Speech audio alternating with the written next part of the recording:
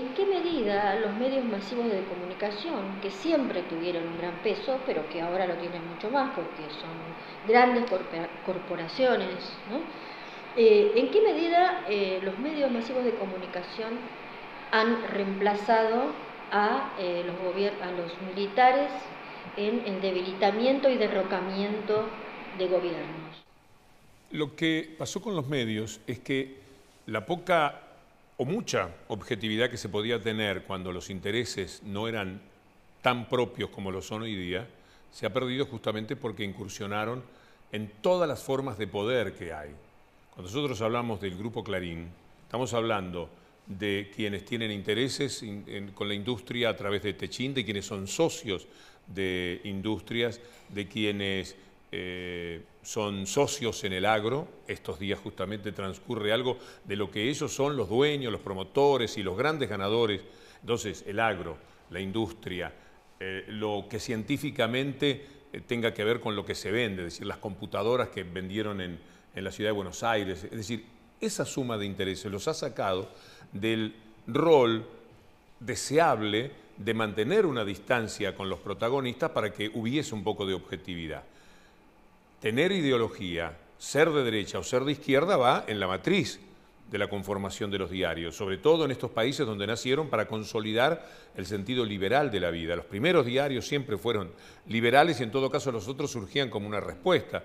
1828, 1830, los diarios que aplaudían a Lavalle, los que condenaban a Dorrego, ya estaban jugando exactamente a esto. Pero había una forma de ser que estaba afuera de los intereses económicos directos que se podían tener y demás.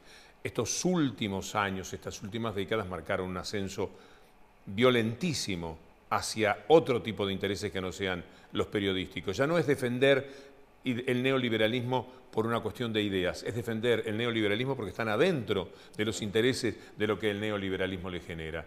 Y esto, al mismo tiempo que los convirtió en muy poderosos, los hizo muy perversos.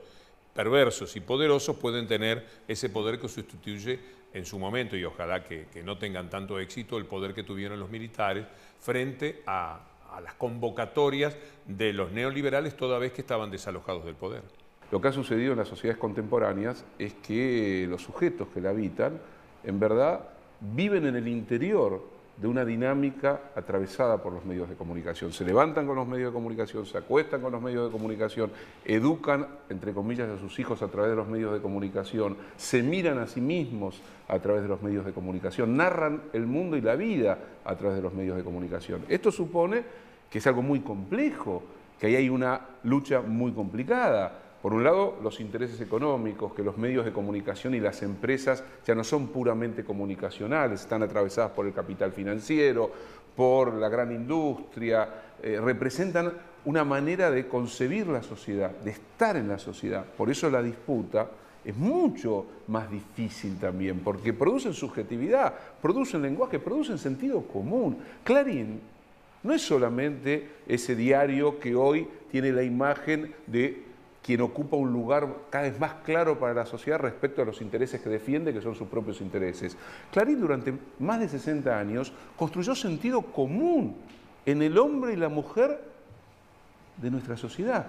Y eso plantea que no es tan sencilla la disputa. Por eso fue extraordinario lo que pasó con la ley de medios. ¿Qué generó, entre otras cosas, la ley de medios? Que cualquier persona, cualquiera, desde el albañil hasta el médico, el zapatero hasta el profesor de literatura, cuando escuchan la radio o leen un periódico o miran la televisión, ya no lo hacen con inocencia o creyendo en la objetividad de lo que están viendo. Saben que hay intereses, que hay tomas de partido, que hay un juego que está allí jugándose. Y esto me parece central. Esto quiere decir que en América Latina surgieron nuevos liderazgos, surgieron nuevas ideas que a su vez tienen algo anacrónico dentro suyo, porque son portadoras de lo mejor de las grandes tradiciones que están a nuestras espaldas, pero bajo nuevas condiciones. Y hay escrituras que hoy están planteando lo que esta América Latina ha generado como renovación, pero hay que seguir dando pasos, porque falta muchísimo, y siempre está la posibilidad de un enemigo que es y sigue siendo enormemente poderoso, que debilite proyectos que son muy ricos en su conformación, pero que también tienen debilidades internas, contradicciones, etcétera, etcétera, ¿no? Hay que crear valores también para saber luchar contra las consignas establecidas desde el neoliberalismo a través de los medios de comunicación. Ellos han conseguido crear rechazo y desprecio, como no puede ser de otra manera, por la corrupción. Pero bien sabemos que no existe nada que funcione más corruptamente que el neoliberalismo. Pero como la manera de atacar a los gobiernos progresistas va por el lado de la corrupción, ellos crearon un valor en sí mismos, como si ellos estuvieran afuera de la corrupción y el único tipo de corrupción se pudiera cometer dentro de los gobiernos progresistas. Entonces hay que entrenar a la gente para que vean que a Dilma, invencible en las urnas, ella con Lula, al chavismo, invencible en las urnas, las formas de combatirla tienen que ver con el desprecio por valores que ellos reinstalan y que toda la vida traicionaron, porque no existe nada más corrupto que lo que pasó en tiempos neoliberales. No hay nada peor que ese mundo de megacanjes, de blindajes, de bonos, de deudas, de pavorosas deudas creadas para que la pague alguien prácticamente nunca y que son las que verdaderamente condenan al hambre y demás.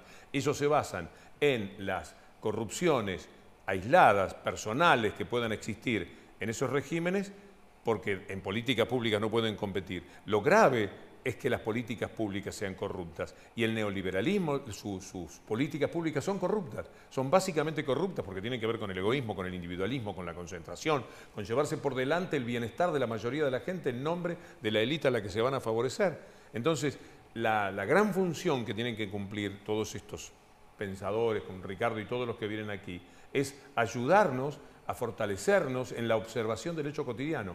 Hemos aprendido bastante, de ahí viene cuál es la actitud que el otro día se podía ver en el discurso del 1 de marzo, pero siempre está faltando.